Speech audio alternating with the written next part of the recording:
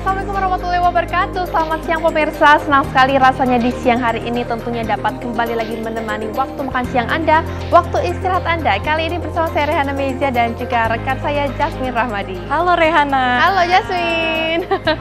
Pastinya akan ada sejumlah informasi menarik ya yang kita juga akan hadirkan kali ini. Betul.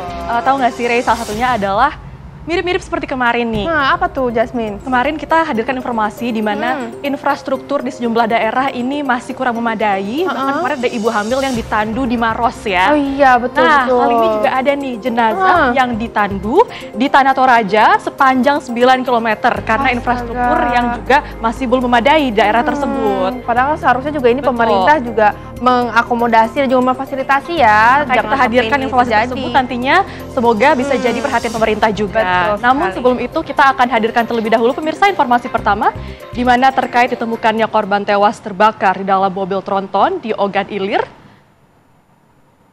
Yakni adalah di Polda Sumatera Selatan turun tangan untuk mendalami kasus.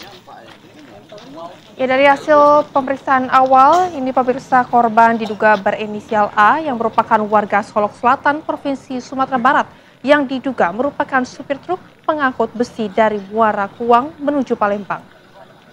Korban ditemukan berada di sela-sela jok mobil sebelah kanan. Dan di lokasi mobil juga didapati satu botol bekas bensin, namun hal tersebut masih dalam penyelidikan.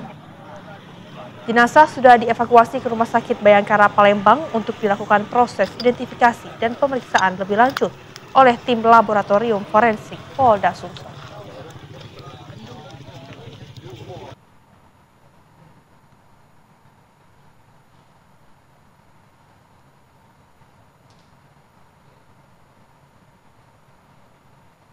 Kami hadirkan informasi lainnya dari wilayah Surabaya untuk Anda. Pemirsa, sebuah mobil mengalami kecelakaan tunggal menabrak pohon dan terbakar di Jalan Maniar yang berada ini pemirsa di Kertorajo, Surabaya. Ya, akibat laka ini 2 orang tewas karena terjebak di dalam mobil dan 1 mengalami luka parah. Beginilah pemirsa, detik-detik mobil minibus yang terbakar dan sempat direkam oleh warga di lokasi kejadian di Jalan Manyar, Kertoarjo, Surabaya, Rabu pagi. Kobaran api melalap mobil tersebut dan terus membesar. Api baru bisa dipadamkan setelah petugas damkar dari unit Pos Menur datang ke lokasi dan menyemprotkan air di kobaran api. Diduga kecelakaan ini terjadi karena pengemudi mobil dalam pengaruh minuman beralkohol usai dugem di salah satu kafe di kawasan Surabaya Timur dan tidak bisa mengendalikan mobil yang akhirnya menghantam pohon dan terbakar.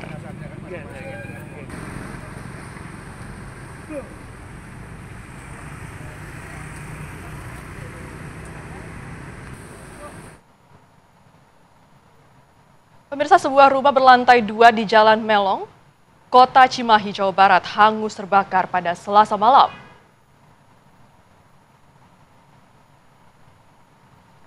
Ya pemirsa, sumber api ini diduga berasal dari pemilik rumah yang sedang membakar sampah. Kobaran api ini pemirsa membakar sebuah rumah di Jalan Raya Melong, Kota Cimahi, Jawa Barat pada Selasa malam. Tiupan angin yang cukup kencang membuat api di rumah berlantai 2 tersebut dengan cepat membakar seisi rumah. Sebanyak 3 unit mobil damkar Kota Cimahi pun dikerahkan. Petugas berhasil memadamkan api kurang dari 1 jam. Dugaan sementara pemirsa, sumber api berasal dari pemilik rumah yang sedang membakar sampah hingga percikan api pun merembet ke dalam rumah. Tidak ada korban jiwa dalam peristiwa kebakaran ini. Pemilik rumah yang sudah lanjut usia pun berhasil diselamatkan oleh petugas. Tolong aja hubungi saudara-saudara. Mana Dadan, nomornya Dadan mana? Nggak ada Dadan nomornya.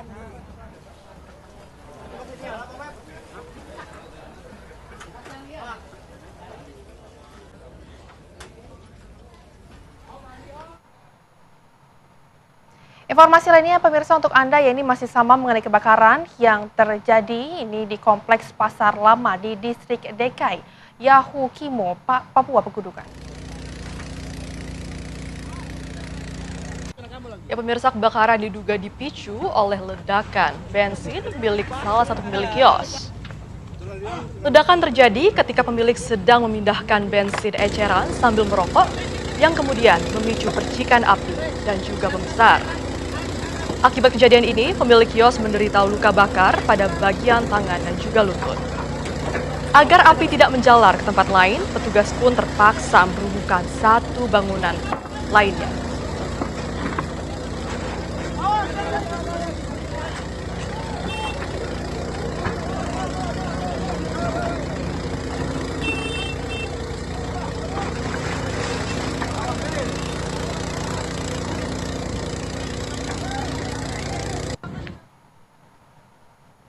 Pemirsa, akibat BBM langka, ratusan pengendara ini terpaksa mengantri depan SPBU di Takengon. Atau tepatnya di Aceh Tengah, Aceh. Ya, pemirsa, terlihat antrian kendaraan pun mengular sampai 2 km. Adapun bahan bakar yang langka adalah BBM jenis solar, Pertamax, dan Pertalite. Dari 3 SPBU di wilayah tersebut, hanya 1 yang masih memiliki stok BBM. Sehingga warga pun ramai mengantri hingga berjam-jam. Hal ini pun terpaksa dilakukan para pengendara sebab mereka kesulitan untuk mendapatkan bahan bakar dalam 3 hari terakhir. Akibat kelangkaan bahan bakar tersebut, sejumlah sopir angkutan umum mengaku rugi karena jadi terlambat dalam bekerja. Warga pun berharap kelangkaan bahan bakar tersebut segera dapat diatasi.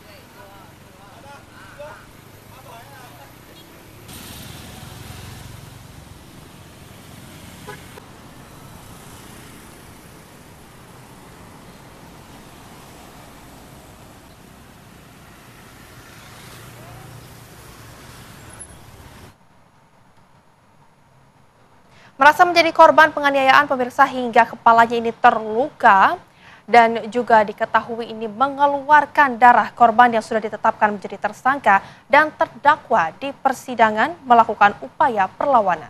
Ya, keluarga pun tidak terima dan berharap ada keadilan. Pasca keributan antara dua pengendara roda 4 yang terjadi pada 14 April 2024 lalu di Jalan Jenderal Sudirman di depan Makam Pahlawan Kota Palembang, Sumatera Selatan antara kedua pihak, yaitu Zaikal Aziz dengan Wijaya Elye. Kejadian ini membuat salah satu kepala sang pengendara luka hingga mengeluarkan darah yang sempat mendapatkan perawatan. Sedangkan untuk permasalahannya, hingga kini kedua pengendara sudah ditetapkan sebagai pelaku penganiayaan dan kasusnya pun sudah sampai ke persidangan Pengadilan Negeri Palembang. Merasa menjadi korban akibat kepala terluka dipukul oleh pengendara Wijaya dengan menggunakan besi, keluarga dari Haikal Azil sendiri melalui pengacaranya tidak menerima karena mereka menganggap Haikal Aziz adalah korban dari penganiayaan, bukan tersangka. Kasusnya itu 351 di mana klien kami Zaikal Aziz ini ditetapkan menjadi tersangka. Padahal sebenarnya dia korban. Ditetapkan jadi tersangka dari mulai tahap kepolisian sampai naik ke jaksa sampai ke persidangan. Nah, jadi intinya banyak kejanggalan-kejanggalan ya di dalam persidangan tersebut. Perwakilan Penkum Kejati Sumatera Selatan mengatakan saat masa menggelar demo, semua ini karena dipicu emosi. Dari Palembang, Sumatera Selatan, Syamsul Rizal, TV One mengabarkan.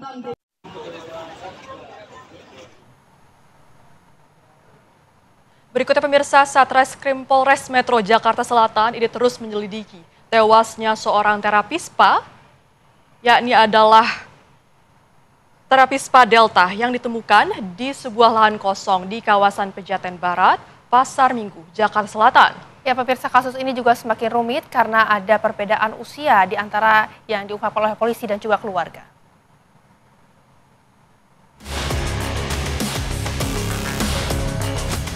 Penyelidikan kasus kematian terapis spa Delta berinisial RTA terus dilakukan penyidik unit PPA Satreskrim Polres Metro Jakarta Selatan. Penyidik telah menyerahkan sampel organ tubuh korban untuk memastikan penyebab kematian korban. Polisi juga telah menjadwalkan pemanggilan pemilik Delta Spa untuk menggali proses sistem rekrutmen terapis dan akan memanggil petugas Dinas Catatan Kependudukan Sipil Indramayu, Jawa Barat untuk mencari tahu usia asli korban. Karena ada simpang siur mengenai usia korban, rilis resmi polisian menyebut korban berusia 25 tahun, tetapi pihak keluarga mengungkap usia korban 14 tahun. Kita sudah mengirimkan undangan klarifikasi kepada pihak-pihak terkait seperti pemilik, kemudian orang yang melakukan rekrutmen, kemudian kita juga sudah bersurat dengan Dukcapil Indramayu terkait pastinya identitas korban tersebut. Kemudian terakhir kemarin kami sudah mengirimkan sampel dari toksikologi, organ-organ untuk kita cek toksikologi dari korban. Nanti menunggu hasil itu dulu dari Puslapfor, kemudian nanti dapat disimpulkan oleh Rumah Sakit Polri terkait penyebab kematian dari korban seperti apa.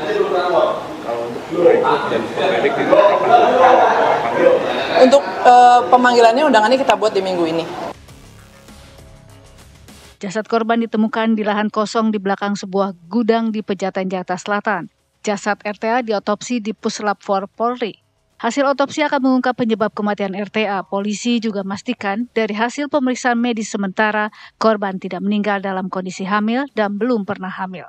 Dari Jakarta, Robin Freddy, TV One mengabarkan.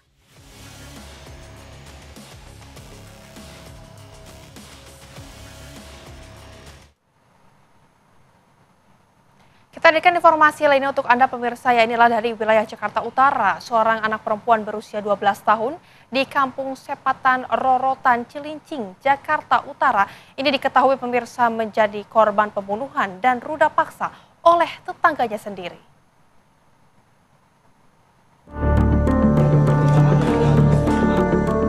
VI, siswi kelas 6 sekolah dasar ini ditemukan tewas dalam kondisi mengenaskan di rumah pelaku di Kampung Sepatan Rorotan Cilincing, Jakarta Utara. Anak perempuan 12 tahun ini tewas dibunuh dan diruda paksa oleh pelaku yang merupakan tetangga korban. Pelaku yang masih berusia 16 tahun itu berhasil ditangkap. Dan diamuk warga. Dari hasil olah TKP, korban tewas lantaran lehernya dijerat kabel charger telepon genggam. Korban juga mendapati kekerasan seksual dari pelaku. Kapolres Jakarta Utara, Kombes Pol Erik Frendris mengatakan, polisi masih memeriksa 4 orang saksi untuk mengungkap motif peristiwa tersebut. Ada kekerasan seksual juga, yang pasti pertama kali didoli dengan pembunuhan, kemudian dilanjutkan oleh kekerasan seksual. Motifnya masih kami dalami, apa penyebab pelaku ini berbuat demikian. Modus operandi juga masih didalami seperti apa? Ya, untuk modusnya yang pasti dia sendiri, kemudian mengajak anak ini ke rumahnya, kemudian di dalam kamar dilakukan hal itu. Katanya ada diiming-imingi beli baju juga Pak Kapolres. Ya, ini masih kami dalami, memang ada informasi demikian di sekitaran warga. Peristiwa bermula saat korban tidak kunjung kembali ke rumah hingga larut malam. Ketika keluarga dan warga sekitar melakukan pencarian, akhirnya korban ditemukan di rumah pelaku dengan kondisi sudah meninggal dunia. Karena usia pelaku masih di bawah umur, maka berkas kasus ini telah dilimpahkan ke Unit Perlindungan Perempuan dan Anak Polres Jakarta Utara. Dari Jakarta, Dava Akbari, TV One mengabarkan.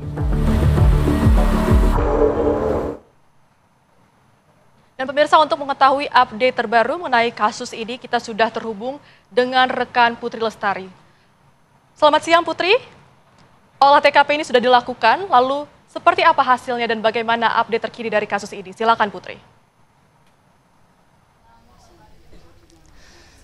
Ya baik, Jasmine, Trehana dan juga pemirsa, sekarang saya sudah berada di rumah duka dari korban pembunuhan bocah perempuan berinisial VI berusia 12 tahun yang meninggal ditemukan di rumah kontrakan di daerah Rorotan Cilincing, Jakarta Utara yang ditemukan pada Senin malam pada pukul 23.30 waktu Indonesia Barat. Dan apabila bisa saya infokan, baik Jasmine, Rehana dan juga pemirsa, memang korban ini merupakan anak sematawayang yang hanya tinggal oleh ayahnya di rumah kontrakan di belakang saya ini, dan memang ibunya ini sedang sakit keras, sakit kanker otak yang berada di kampung halamannya di Indramayu.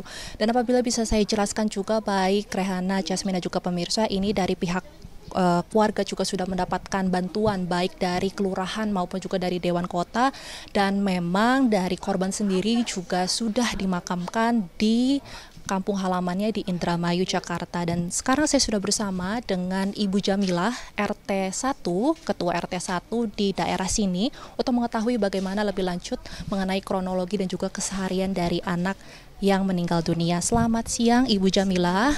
Bu Jamila, boleh bisa dijelaskan kepada pemirsa TV One ini bagaimana kronologi yang Ibu tahu dari pembunuhan anak berusia 12 tahun tersebut? Kronologinya pas malam itu kan ada warga saya laporan ada ribut-ribut, katanya ini ada warganya yang yang di inilah gitu.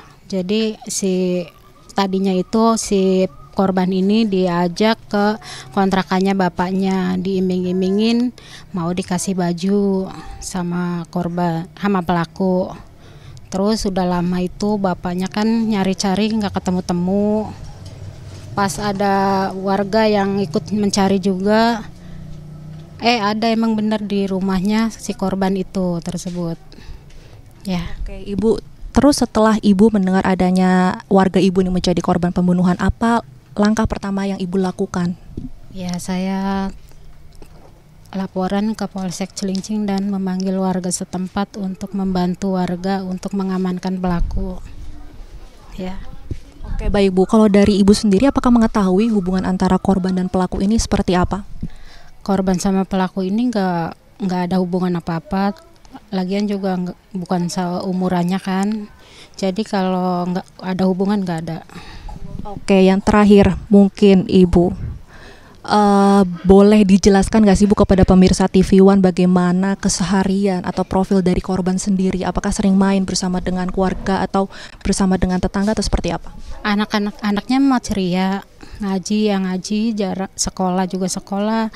Tapi untuk main sama kawannya itu tuh jarang main jauh. Makanya pas kejadian ini kan bapaknya khawatir karena kok anak ini nggak pulang-pulang udah lama, makanya warga sini juga sangat kehilangan banget anak korban itu, anaknya baik gitu.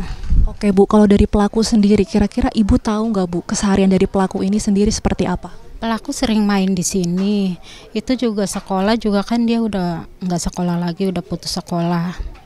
Anaknya sering main di sini si pelaku tersebut, karena itu dari orang tuanya, bimbingan orang tua kurang kali kan, karena orang tuanya juga berangkat ke luar negeri, jadi kayak anak itu kurang perhatian orang tua menurut saya.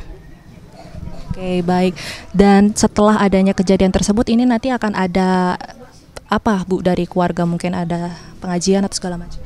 Iya, nanti malam insya Allah akan diadakan pengajian malam ketiga untuk mendoakan almarhum si Vera ini. Kita bersama-sama untuk mendoakan almarhum tersebut. Oke, baik. Terima kasih Bu Jamila. Demikian wawancara singkat saya tadi bersama dengan Ibu Jamila. Kita sudah mendengarkan bagaimana kronologi dan juga bagaimana keseharian dari para korban. Maksud saya korban dan juga dari pelaku. Dan memang seperti yang kita ketahui, baik Jasmine, Rana juga pemirsa, baik dari Polres Cakung sendiri ini masih mendalami bagaimana motif dan juga hubungan. Diana dapat saya sampaikan duka korban di Cilincing, Jakarta. Kembali ke studio. Baik, terima kasih Putri Lestari atas laporan Anda langsung dari Cilincing. Selamat kembali bertugas. Ya pemirsa, seorang anggota DPRD Kabupaten Gorontalo ini menuai sorotan usai videonya diduga mencibir massa dan juga viral di media sosial. Info selengkapnya akan kami hadirkan, tetaplah bersama kami di Apa Kabar Indonesia Siang. Anda kembali bersama kami di Apa Kabar Indonesia Siang. Pemirsa, seperti biasa di segmen ini kami akan hadirkan informasi viral untuk Anda, di mana ini ada seorang anggota DPRD Kabupaten Gorontalo Utara menuai sorotan usai videonya yang diduga ini mencibir masa aksi viral di media sosial. Ya, namun dirinya membantah dan juga menegaskan bahwa ia tidak mengejek masa aksi. Gorontalo Utara ada digaji 600.000, 700.000. Kami minta segera dilakukan UMP. Deninda Hairunisa, seorang anggota DPRD Kabupaten Gorontalo Utara, Gorontalo, viral di media sosial lantaran menunjukkan gestur yang diduga mencibir saat masa aksi menyampaikan aspirasi di depan kantor DPRD pada Senin kemarin. Dalam video yang beredar, Deninda tampak menampilkan ekspresi senyum sinis dan gestur memanyunkan bibir ketika salah satu orator tengah berpidato menyuarakan tuntutan rakyat. digaji 600.700. Ekspresi Deninda pun memicu kecaman dari warganet. Pasalnya, aksi tersebut dinilai publik tidak menghargai masa aksi. Menanggapi aksinya yang viral, Deninda membantah tudingan mengejek hingga meremehkan pengunjuk rasa. Ia memohon maaf kepada publik atas kegaduhan, meskipun dinilainya tidak ada niat untuk mencibir. Dengan sangat baik, pas aku ngomong itu ada semua kok videonya. Tapi dipelintir aku jadi dihujat se-Indonesia gara-gara hal itu, bahkan sudah di luar daripada konteks. Tapi aku menerima, tapi kalaupun itu menurut teman-teman yang tidak tahu gimana kondisi saat itu dan menurut mereka itu salah seakan-akan mencibir, aku dengan segala kerendahan hati tetap meminta maaf gitu. Karena nggak semua orang tahu kejadiannya dan nggak semua orang tahu bahwa si Dini ini lagi ngomong sama orang lain. Sebelumnya, dalam aksinya, massa memprotes terkait dugaan adanya praktik percaloan dalam perekrutan pegawai pemerintah dengan perjanjian kerja atau PPPK paruh waktu di daerah tersebut. Dari Gorontalo, Kadek Sugiyarta, TV One mengabarkan. Untuk P3K tidak memungut apa-apa, nah olehnya kami minta ini di RDP. Pemirsa, lalu viral juga di media sosial di mana seorang pria ini terekam kamera pengawas saat melakukan aksi pencurian tas dari dalam sebuah mobil. Di mana mobil ini juga sedang terparkir di kawasan Bandung Kulon, Kota Bandung, Jawa Barat.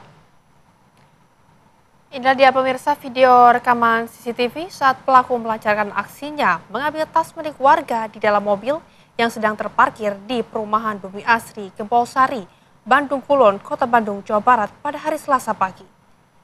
Mengetahui pintu mobil tidak terkunci dan suasana sekitar sepi, pelaku langsung melancarkan aksinya hingga aksi pencurian itu pun viral. Namun tidak butuh waktu lama, anggota Reskrim Polsek Bandung Kulon berhasil mengamankan pelaku di sebuah kontrakannya di wilayah Cimahi Selasa malam. Pelaku pun langsung digiring ke Polsek beserta sejumlah barang bukti, yaitu adalah tas dan uang.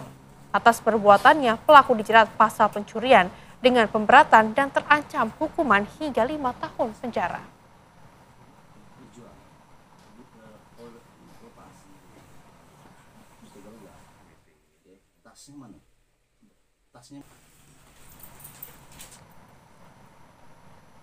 Ya pemirsa, ini kisah pilu kembali dirasakan warga di Simbuang, Mapak, Kabupaten Tanah Toraja, Sulawesi Selatan, yang diketahui ini pemirsa informasinya harus menandu jenazah sejauh 9 km akibat buruknya infrastruktur.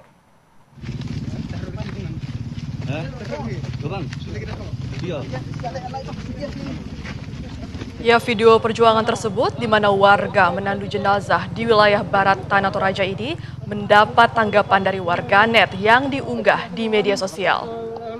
Bermodalkan penerangan seadanya, puluhan warga terlihat bergantian menerabas gelapnya malam menandu jenazah almarhumah Rita ke Kampung Limbong, Lembang Simbuang, Batu Talu.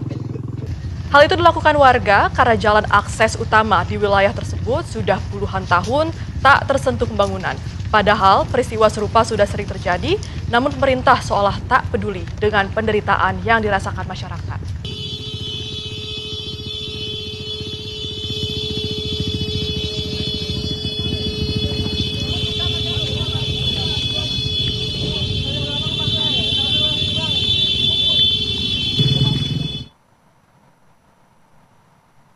Berikutnya pemirsa, satu unit motor gede jenis Harley Davidson ini hilang dicuri di parkiran pusat perbelanjaan. Tepatnya ini berada di kawasan Senayan, Jakarta Pusat. Ya, berbekal video rekaman kamera CCTV, polisi berhasil melacak keberadaan moge di parkiran mal di kawasan Bekasi, Jawa Barat. Moge jenis Harley Davidson yang berada di area parkir pusat perbelanjaan di kawasan Senayan, Jakarta Pusat berhasil dibawa kabur oleh pelaku. Aksi pencurian moge seharga 250 juta rupiah ini terjadi pada Minggu pagi kemarin saat korban yang merupakan wanita muda tengah beristirahat di kedai kopi di lantai 1 mal. Dari hasil pencarian, moge tersebut ditemukan petugas di antara barisan kontainer yang berada di Bekasi. Kini polisi tengah memburu pelaku yang telah dikantongi identitasnya.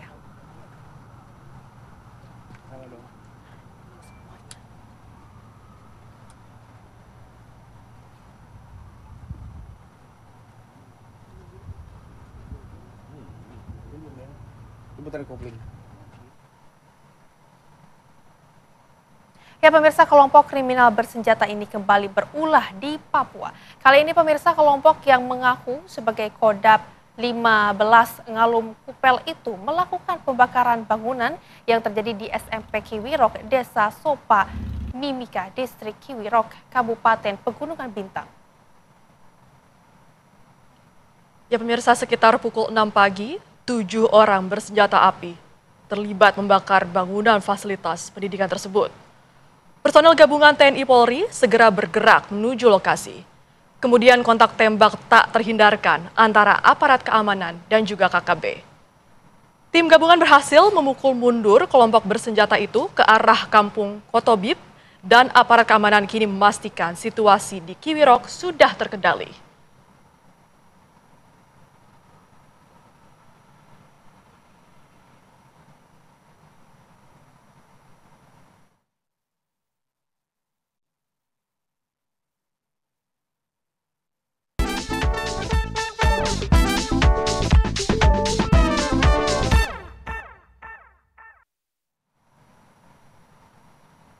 Pemirsa, kebakaran melanda 4 lapak yang berada di pinggir rel kereta api di Jalan Pademangan Timur 5. Info selengkapnya akan kami hadirkan, tetaplah bersama kami pemirsa di Apa Kabar Indonesia. Ya, Anda kembali bersama kami di Apa Kabar Indonesia Siang. Pemirsa, kebakaran melanda 4 lapak yang berada di pinggir rel kereta api di Jalan Pademangan Timur yang terjadi ini di Jakarta Utara pada hari Rabu dini hari. Ya pemirsa, banyaknya barang yang mudah terbakar membuat api dengan cepat membesar, bahkan hingga menyentuh kabel listrik di jalur kereta api. Sebanyak 50 petugas Sudin Gul Karmat Jakarta Utara yang dikerahkan ke lokasi langsung melakukan proses pemadaman. Dalam peristiwa kebakaran ini, 4 penghuni yang terjebak dalam bangunan meninggal dunia. Dan keempat korban yang merupakan satu keluarga ini dibawa ke Rumah Sakit Cipto Mangunkusumo Jakarta Pusat untuk kepentingan autopsi. Penyebab kebakaran kini masih diselidiki polisi.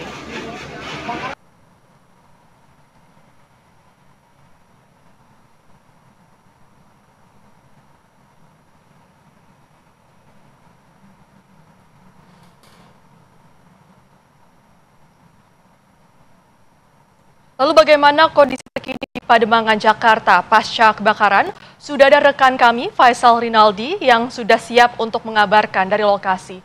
Selamat siang, Faisal. Seperti apa situasi terkini di sana pasca kebakaran? Silakan, Faisal.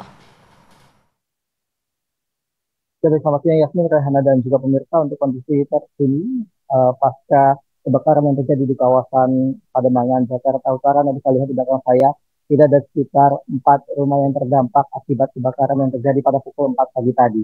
Di mana ada 3 rumah, ini kami menunjukkan kepada Anda, Rehana, dan juga Yasmin.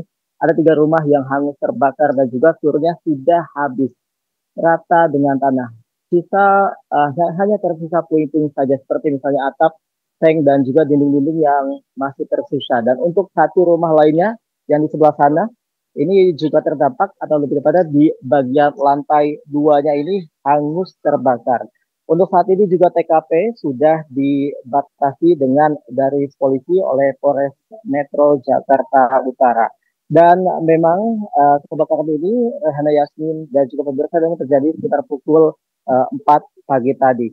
Untuk sementara, kebakaran memang diduga terjadi akibat adanya pembakaran atau ada seorang warga yang diduga ini merupakan dari salah satu anggota keluarga korban yang membakar kabel tembaga yang lalu kemudian karena ada angin yang cukup kencang dari pinggir sebelah sana yang mengakibatkan api merembet ke sejumlah rumah yang ada di sini. Total Rehana, Yasmin, dan juga pemirsa, untuk korban yang meninggal dunia ada 4 korban meninggal dunia akibat peristiwa kebakaran yang terjadi sekitar pukul 4 pagi tadi. Dan untuk saat ini, Rehana, Yasmin, dan juga pemirsa, seluruh korban sudah dibawa ke rumah sakit untuk dilanjutkan atau dilakukan proses otopsi. Dan informasi yang kami dapatkan dari lokasi kejadian atau dari warga sekitar yang memang mengetahui kejadiannya bahwa memang betul suami daripada korban inilah yang melakukan atau yang membakar kabel tembaga di sini, lalu kemudian diduga ditinggal yang kemudian membuat api ini merembet ke sejumlah rumah studi permanen yang berada di sini. Nah, untuk saat ini informasi terakhir yang kami dapatkan pula dari lokasi atau dari sejumlah keterangan daripada warga sekitar memang mengatakan bahwa nantinya seluruh korban atau keempat korban akan dibawa ke kampung halamannya untuk nantinya akan bisa segera disemayamkan atau dimakamkan. Kemudian untuk daripada suaminya juga untuk saat ini memang masih ditenangkan karena informasi yang kami dapatkan dari warga sekitar pula bahwa memang untuk daripada suami korban ini dinyatakan selamat, namun ada sejumlah luka bakar yang dialaminya dan juga memang masih merasakan syok berat karena anggota keluarganya seperti istrinya dan juga anaknya ini telah meninggal dunia akibat peristiwa kebakaran yang terjadi pada pukul 4 pagi tadi. Untuk total kerugian yang ditaksir akibat peristiwa kebakaran ini, Yasmin, Rehana, dan juga pemirsa, diperkirakan kerugian mencapai lebih dari 60 juta rupiah. Dan saat ini pula bahwa kami masih menunggu informasi akan ada kunjungan daripada Kapolres Jakarta Utara dan juga Wali Kota Jakarta Utara yang nantinya akan berkunjung untuk menemui suami daripada korban yang meninggal dunia akibat peristiwa kebakaran ini. Untuk sementara demikian, Rehana, Yasmin, kami kembalikan ke studio. Baik, terima kasih Faisal Rinardi atas laporan Anda langsung dari lokasi. Selamat kembali bertugas. Pemirsa, dan kita beralih ke informasi berikutnya, di mana ada kasus dugaan tindak pidana penipuan dan penggelapan, sekaligus pencucian uang, yakni uang jual beli batu bara yang menyeret Crazy Rich Jakarta Richard Arif Mulyadi sebagai terdakwa kembali bergulir di Pengadilan Negeri Banjarmasin. Dalam perkara ini, pemirsa, terdakwa Randy Aditya Utama selaku Direktur Utama PT Aditya Global Mining telah melakukan perjanjian jual beli batu bara dengan Insan Fulanto selaku Direktur. Kesepakatan pembelian batu bara dengan harga lebih dari 16 miliar rupiah. Namun terdakwa hanya menyerahkan batu bara dengan jumlah hanya setengahnya saja, sehingga uang milik Insan Fulanto masih ada pada terdakwa sejumlah 7 miliar rupiah. Selain Randy Aditya Utama, ada 2 orang terdakwa lainnya yang dijauhkan dalam berkas perkara terpisah yang dilimpahkan ke PN Banjarmasin, yakni Richard Arif Mulyadi dan Ayu Tantri Rahmawati. Dalam sidang kali ini, Majelis Hakim menetapkan terdakwa Richard Arif Mulyadi harus menjalani tahanan rumah selama menjalani proses persidangan.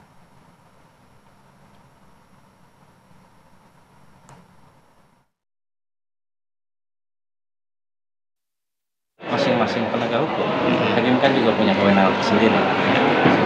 Dia ditetapkan tahanan rumah selama 30 hari. Terhitung sejak hari ini ya, Pak? Sejak hari ini.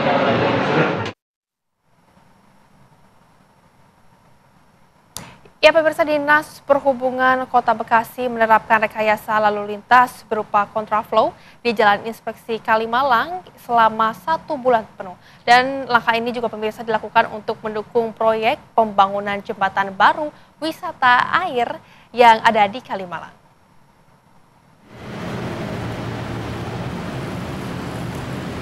Dinas Perhubungan Kota Bekasi menerapkan rekayasa lalu lintas berupa kontraflow di Jalan Inspeksi Kalimalang. Kontraflow diberlakukan mulai Senin 13 Oktober hingga 13 November mendatang. Sejumlah rambu lalu lintas serta papan penutupan jalur sudah dipasang petugas. Penutupan dilakukan mulai dari Jalan Villa Raya arah Jakarta atau ruas sisi selatan Kalimalang hingga jembatan Rumah Sakit Primaya Bekasi Barat. Langkah ini dilakukan untuk mendukung proyek pembangunan jembatan baru wisata air Kalimalang. Kami akan melakukan kontraflow selama 24 jam, selama 30 hari kalender ke depan dengan penyediaan fasilitas lalu lintas yang ada, baik berupa trafficon dan rambu lalu lintas. Selain menutup 1 jalur Kalimalang sisi selatan arah Jakarta, petugas juga memasang spanduk sosialisasi, water barrier, trafficon, dan petunjuk arah bagi pengendara yang melintas menuju Jakarta. Langkah rekayasa lalu lintas ini diambil sebagai upaya menjaga kelancaran arus kendaraan selama proyek pembangunan berlangsung, sekaligus memastikan aktivitas warga tetap berjalan aman dan tertib di sekitar area Kalimalang. Dari Bekasi, Jawa Barat, Kurnia Dwi Hapsari, TV One mengabarkan.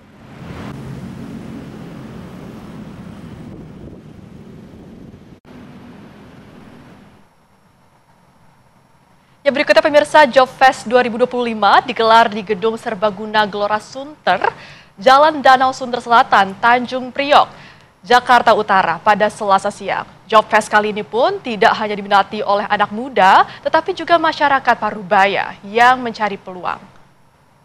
Yakni peluang kerja baru pemirsa, yang juga hadir meramaikan bursa pencarian kerja ini. Ya, para pencari kerja Parubaya ini rela berangkat dari luar wilayah Jakarta Utara, seperti Bekasi dan Jakarta Selatan, untuk bisa mendapatkan pekerjaan demi membantu menghidupi perekonomian keluarga mereka. Job Fest ini menjadi peluang bagi mereka untuk mendapatkan pekerjaan tanpa harus mengenal orang dalam. Job Fest 2025 akan digelar selama 2 hari pada tanggal 14 hingga 15 Oktober 2025 dengan target 2.000 pencari kerja. Banyak 40 perusahaan berpartisipasi dan membuka lowongan pekerjaan dalam acara ini.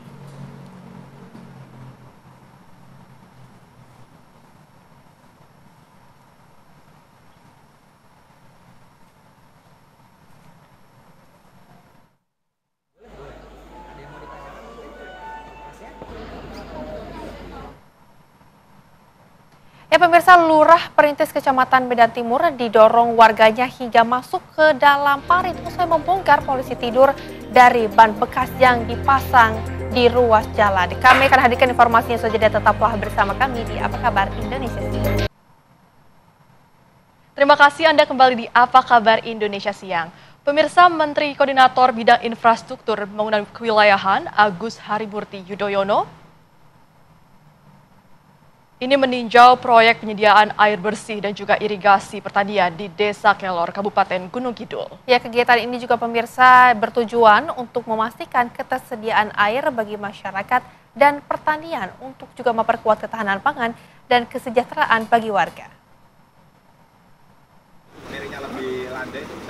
Menteri Koordinator Bidang Infrastruktur dan Pembangunan Kewilayahan Agus Harimurti Yudhoyono didampingi Gubernur Daerah Istimewa Yogyakarta Sri Sultan Hamengkubuwono X meninjau proyek penyediaan air bersih dan irigasi pertanian di Desa Kelor, Kabupaten Gunung Kidul. AHY menyampaikan pompa air tanah yang dibangun mampu mengalirkan sekitar 40 liter per detik air bersih dan mampu meningkatkan indeks pertanaman. Ini bisa memenuhi kebutuhan sawah-sawah bagi para petani di sekitar Desa Kelor ini, dan dengan itu alhamdulillah telah meningkatkan indeks pertanaman dari 2 kali panen menjadi 3 kali panen dalam 1 tahun. Insya Allah dengan ini produktivitas pertanian meningkat dan kesejahteraan para petani juga lebih baik. Selain untuk irigasi pertanian, sekitar 10 liter per detik dari pasokan air tersebut juga dimanfaatkan untuk kebutuhan rumah tangga warga. Terutama para petani kami, ini hanya bisa panen sekali, maksimal 2 kali. Hari ini setelah ada air, ini alhamdulillah ini bisa MT3, sehingga produktivitas pangan kami sangat meningkat. Terima kasih Pak Presiden Prabowo dan Pak Menko Infrastruktur Pak AHY atas dibangunnya infrastruktur yang ada di Kelurahan Kelor, Kapanewon, Karangmojo. Luar biasa. Sementara kelompok tani Sedio Makmur Sudimoro merasa sangat terbantu dengan adanya saluran irigasi ini. Kalau dulu itu hanya mengandalkan curah hujan, sehingga sangat minim sekali hasilnya. Karena sekarang ada bantuan sumur bor, bisa 3 kali. Yang jelas setelah ada saluran irigasi kita bisa bermanfaat karena airnya itu tidak kemana-mana sehingga fokus ke sawah. Terima kasih Pak Presiden Prabowo. Saya sangat senang adanya kunjungan dari pemerintah lewat Pak Gubernur, Pak AHY dan Pak Menko yang mana memberikan bantuan kepada para petani sehingga kita bisa sangat meningkat produknya, dan terima kasih sekali kepada pemerintah. Air bersih adalah salah satu prioritas Presiden Prabowo Subianto selain swasembada pangan dan energi. Pemerintah melalui Kementerian PU merencanakan akan membangun 104.000 hektar jaringan irigasi sebagai proyek strategis nasional. Semangatnya adalah memastikan ketersediaan air bagi masyarakat dan pertanian, memperkuat ketahanan pangan serta kesejahteraan warga. Tim TV One mengabarkan.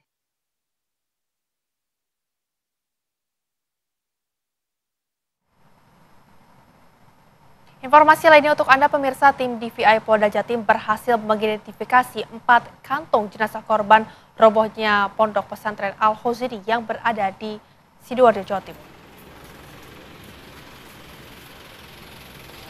Hasil identifikasi terdiri dari 3 jenazah dan 1 body part milik korban hidup yang sempat dilakukan amputasi di lokasi kejadian untuk menyelamatkan nyawa korban. 4 kantong jenazah tersebut berhasil teridentifikasi melalui pemeriksaan medis, properti, dan pencocokan DNA. Ketiga jenazah korban langsung diserahkan kepada keluarga pada Selasa malam. Pihak keluarga tak bisa membendung kesedihannya sesaat setelah tim DVI memberikan waktu kepada keluarga korban untuk melihat langsung kondisi terakhir korban.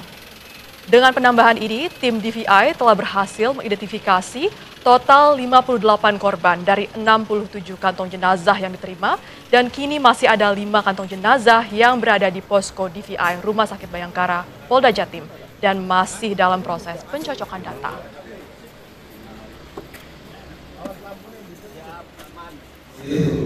Melaksanakan identifikasi terhadap 4 kantong jenazah yang terdiri dari 3 jenazah dan 1 body part.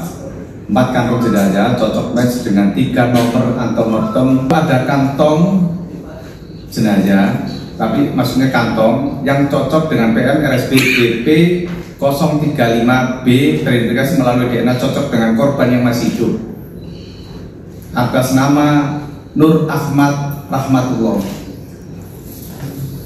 Sampai dengan hari ini, tim gabungan telah berhasil mengidentifikasi total 58 korban dari 67 kantong jenazah yang diterima.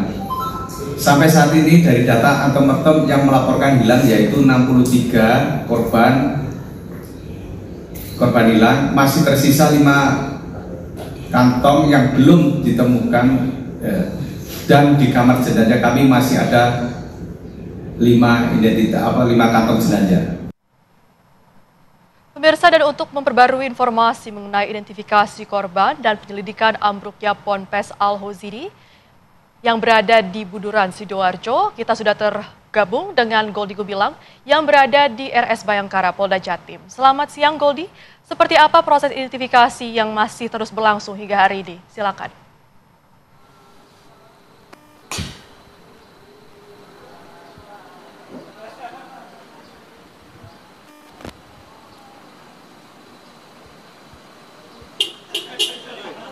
Ya, selamat siang rekan dan juga pemirsa. Dari Rumah Sakit Bayangkara Polda Jawa Timur, masih terdapat 5 kantong jenazah yang belum teridentifikasi.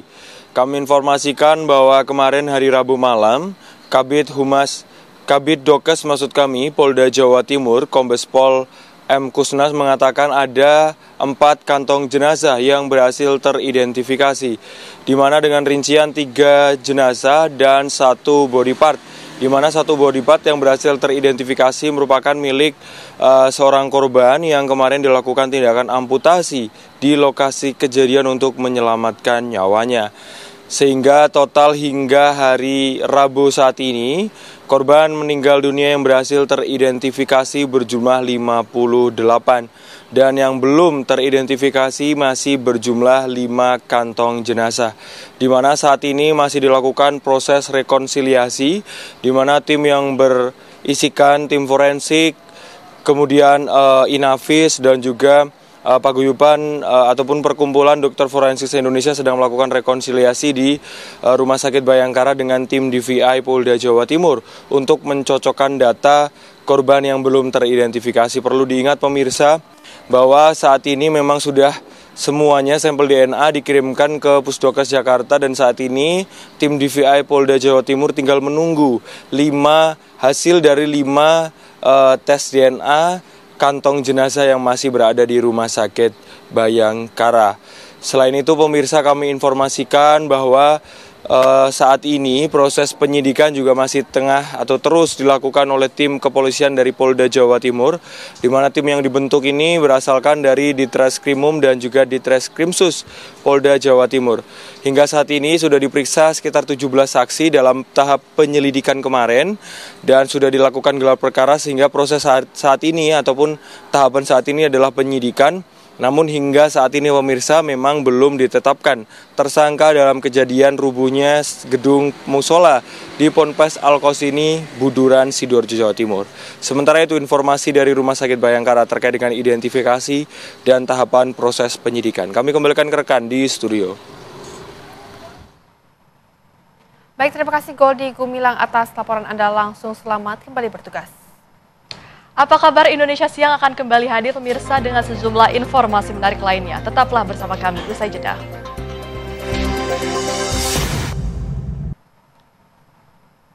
Anda kembali bersama kami di Apa Kabar Indonesia Siang. Pemirsa, sebuah tindakan indisipliner berujung kepada kekerasan. Ya, Kepala Sekolah SMA Negeri 1 Cimarga, Kabupaten Lebak, Banten, menampar siswanya diduga kesal usai membergoki siswa tersebut yang tengah merokok.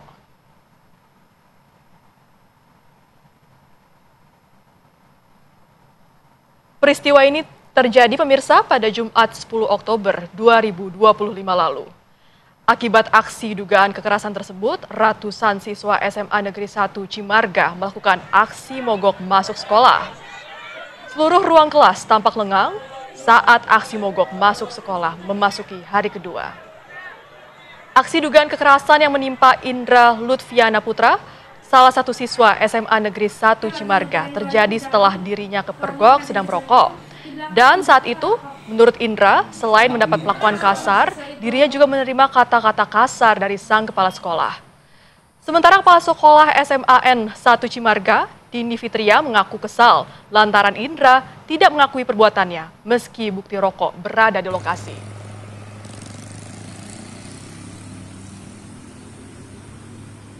Indra tuh kesini ke depan. Rokoknya udah nggak ada. Mana tadi rokok? Saya nggak ngerokok. Nggak ngaku Pak. Saya emosi pun tadi saya bilang. Goblok dia. Jujur sama padanya Pak. Coba ngaku mah beres. Ku ibu dibawa kadir KBK kan diskusan mereka juga siswaan meren.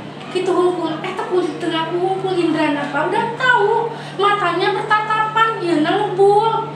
Saya nggak ngerokok, goblok dia. Punten ya Pak, dasar orang Banten langsung dah. Ayo nempok, gitu kan? Baru ngaku, kesel itu Bapak coba. Saya maksudnya bukan mau menggiring emosi saya. Saya emosi tengah-tengah Pak. Berikutnya pemirsa, Lurah Perintis Kecamatan Medan Timur didorong warganya hingga masuk parit usai membongkar polisi tidur dari ban bekas yang dipasang di ruas jalan Madukoro, Kecamatan Medan Timur, Kota Medan. Pak, saya lurah, Pak. Jadi kalau lurah kenapa? Oh, sudah, saya udah ngomong baik-baik. Iya, Pak. Ini saat di muka rumahku. Ini jalan umum, bukan jalan kau. Udah, terus. Udah, kok nggak pernah kata lurah. Kenapa kalau Allah Akbar. Allah Akbar. Ya, pemirsa, dan inilah dia video viral yang merekam detik-detik seorang lurah didorong oleh warga hingga masuk parit. Sebelum kejadian, lurah tersebut sempat berdebat dengan salah seorang warga bernama Adi yang tak terima polisi tidur yang terbuat dari ban bekas di depan rumahnya dibongkar oleh lurah. Padahal pemasangan polisi tidur itu tanpa izin. Akibat kejadian itu, lurah mengalami luka terkilir di bagian tangannya. Lurah Perintis Muhammad Fadli mengatakan awalnya ia datang ke lokasi atas aduan warga yang resah adanya polisi tidur. Namun hal itu justru mendapat penolakan. Kejadian ini pun sudah dilaporkan korban ke pihak Kecamatan Medan Timur dan Polsek Medan Timur, sedangkan warga dibawa polisi untuk dimintai keterangan.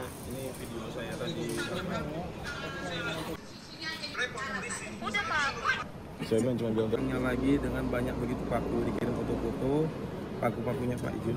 Ini warga-warga yang resah ya Pak? Dan pemirsa, untuk mengetahui bagaimana proses hukum yang sedang berjalan atas kasus ini, sudah bergabung bersama dengan kami ada Kapolsek Medan Timur, ya ini adalah Pak Agus Butar-Butar. Kompol Agus, selamat siang Pak. Selamat siang Bu. Oke, Selamat baik Pak, siang, ini kan Ibu. videonya nampaknya sudah beredar di media sosial Pak. Baik, apakah korban yang bernama M. Fadli ini sudah membuat laporan resmi ke pihak polisi sejauh ini Pak? Ya, kita jelaskan bahwa setelah kejadian Pak Lurah Muhammad Fadli sudah membuat laporan di Polsek Medan Timur dan kita sudah menerima dan melayani, kemudian kita melakukan proses penyelidikan dan setelah kita lakukan proses penyelidikan terbukti ada tindak pidana. Saat ini kita sudah masuk proses penyidikan dan saat ini tersangka sudah kita periksa dan kita lakukan penahanan dengan pasal yang dipersangkakan pasal 351 ayat 1. Demikian Bu. Ya Pak Agus, setelah dilakukan pemeriksaan, lalu apa alasan dari warga bernama Adi ini membuat polisi tidur tanpa izin Pak? Alasannya yang pertama bahwa warga menerangkan untuk menghindari terjadinya sepeda motor ataupun balap liar di depan rumah, itu yang pertama. Kemudian untuk mencegah terjadinya anak-anak yang naik sepeda yang bermain untuk sehingga terhindar kecelakaan, demikian Bu. Oke, jadi artinya ini dilakukan untuk mencegah kecelakaan juga ya Pak. Tapi Pak, bagaimana dengan saksi-saksi? Saksinya siapa saja yang sudah diperiksa Pak hingga sejauh ini? Saksi sudah kita periksa, salah satu yang di TKP adalah ada masyarakat, ada Kepling setempat yang bersama dengan Pak Lurah melakukan pembersihan daripada polisi tidur tersebut. Baik, lalu setelah pelaku ini ditetapkan sebagai tersangka, langkah apa yang akan diambil oleh pihak kepolisian berikutnya Pak Agus? Kita akan melakukan langkah-langkah hukum, namun apabila ada kesepakatan kedua belah pihak antara lurah dengan masyarakatnya, kita akan tetap mengambil langkah sesuai dengan aturan. Kita akan terlakukan restoratif justice. Tapi apabila tidak ada perdamaian kedua belah pihak, kita akan menggiring kasus ini sampai ke pengadilan. Demikian Ibu. Baik Pak Agus, kami juga ingin tahu untuk kondisi lurah sendiri pasca kejadian ini sudah terjadi. Saat ini seperti apa Pak kondisinya? Kondisi Pak Lurah, sesuai dengan informasi yang kita dapat, saat ini Lurah sedang opname di salah satu rumah sakit yang ada di Medan, dan kita tetap berkomunikasi, masih dalam perawatan opname. Demikian Ibu. Baik, masih dalam perawatan ya Pak. Lalu apakah ada pesan Pak untuk masyarakat yang mungkin agar kedepannya tidak mengambil tindakan tanpa izin seperti ini meski niatnya baik? Pesan kami terhadap masyarakat terkhusus di wilayah Polsek Medan Timur yang membawahi Kecamatan Medan dan Perjuangan, apabila melakukan tindakan-tindakan di depan umum harus melakukan terlebih dahulu mendapat izin dari pemerintah setempat. Dan kita harus sama-sama menjaga ketertiban di wilayah Polsek Medan Timur. Apapun ceritanya, bahwasannya petugas pemerintah itu adalah salah satu representatif daripada negara. Sehingga tolong dihormati petugas-petugas pemerintah yang melaksanakan tugas di tempat masing-masing, bahwasannya pemerintah itu adalah untuk memberikan hal-hal yang positif kepada masyarakat. Mari kita jaga keamanan dan ketertiban di negara kita ini, terlebih terkhusus di wilayah Polsek Medan Timur. Itulah harapan kami terhadap warga masyarakat. Demikian. Baik, Pak Agus, bagaimana dengan status pelaku hingga saat ini, Pak? Status pelaku sudah kita proses dan sudah kita lakukan penahanan.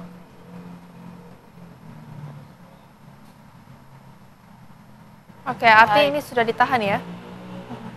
Baik, terima kasih Kompol Agus Butar-Butar.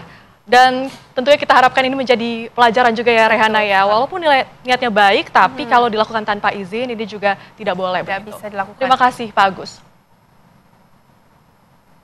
Ya, dan tentunya pemirsa, usai jeda Apa Kabar Indonesia Siang masih akan kembali menemani Anda dengan informasi lainnya. Tetaplah bersama kami. Anda masih di Apa Kabar Indonesia Siang bersama Jasmine dan Rehana. Pemirsa, sebuah perusahaan yang melakukan pengelolaan limbah bahan berbahaya dan beracun ataupun B3 di Kabupaten Tangerang, Banten diduga menjadi faktor penyebab pencemaran udara. Ya, pihak perusahaan ini mengklaim pemirsa bahwa aktivitas dari pengelolaan limbah B3 di perusahaan PT SLI telah memenuhi izin dalam persyaratan. Pihak perusahaan menjelaskan telah mematuhi standar operasional yang telah ditetapkan oleh lembaga-lembaga pemerintah. Selain itu, perusahaan juga melakukan pengecekan emisi dengan hasil yang masih dalam batas baku mutu lingkungan yang wajar, tidak melebihi batas yang ditetapkan oleh pemerintah.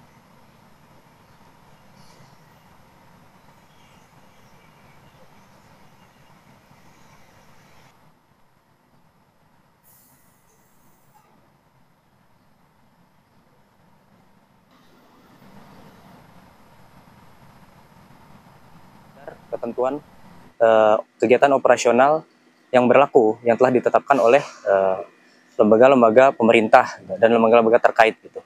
Dan memang kami juga senantiasa melakukan pengecekan pengawasan terkait dengan tadi bau, kemudian udara, ya emisi-emisi lah terkait dengan emisi.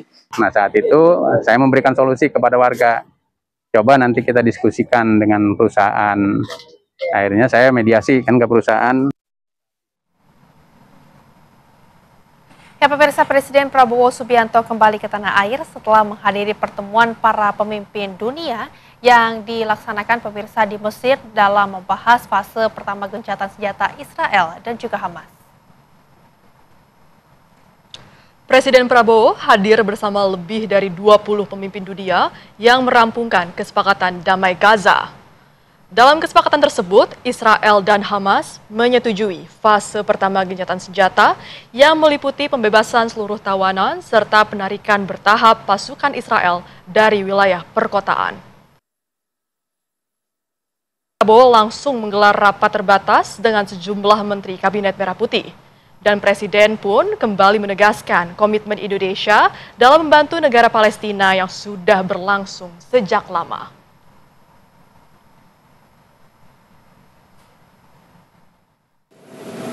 Ya, Indonesia tentunya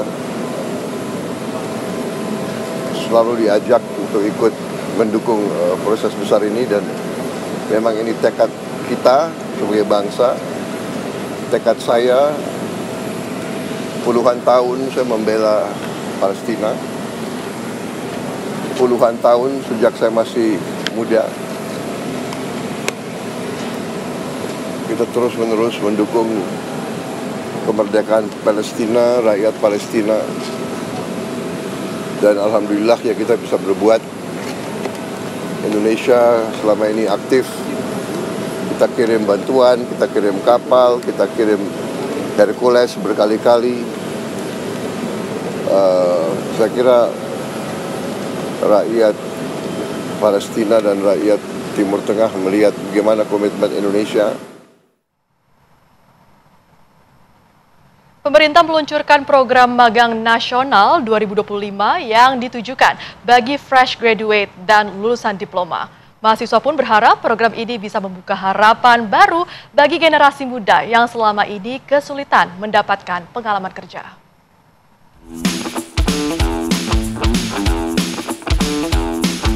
Pemerintah melalui Menteri Ketenagakerjaan membuka Magang Nasional 2025 dengan uang saku sesuai upah minimum provinsi atau UMP.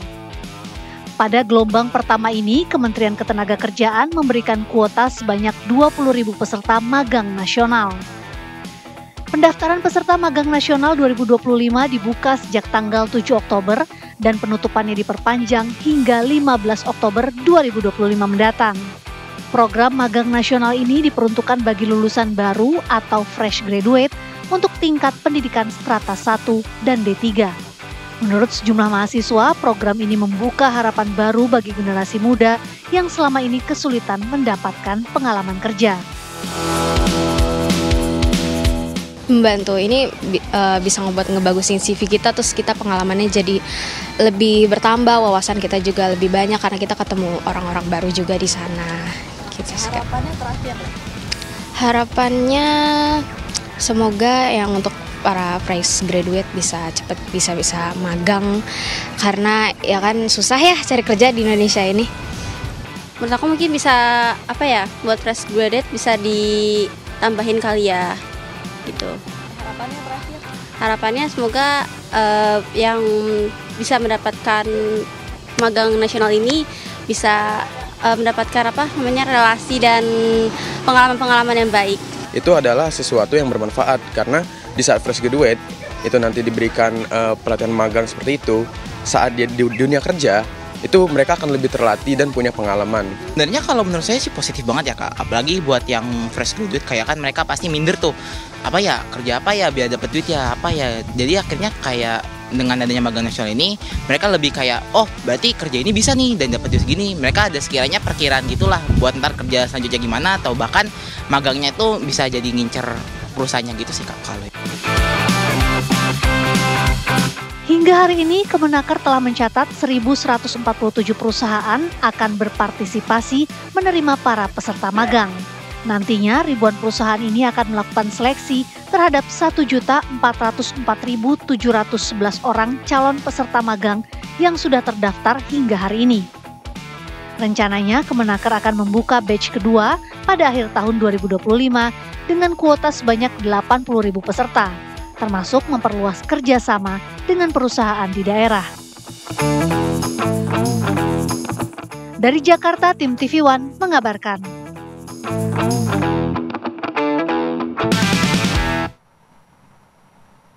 Pemirsa, kita akan beralih ke informasi lainnya, yakni adalah Menteri Keuangan Purbaya Yudi Sadewa membuka peluang penurunan tarif pajak.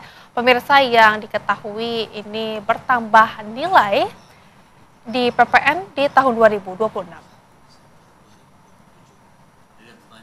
Pernyataan ini pun disampaikan saat menjawab pertanyaan awak media saat konferensi pers APBN Rabu pada hari Selasa kemarin. Purbaya mengatakan untuk eksekusi rencana penurunan tarif PPN, pemerintah akan terlebih dahulu melihat realisasi penerimaan pajak sampai akhir tahun 2025. Selain itu, kondisi ekonomi masyarakat juga menjadi pertimbangan sebelum keputusan penurunan tarif PPN dilakukan.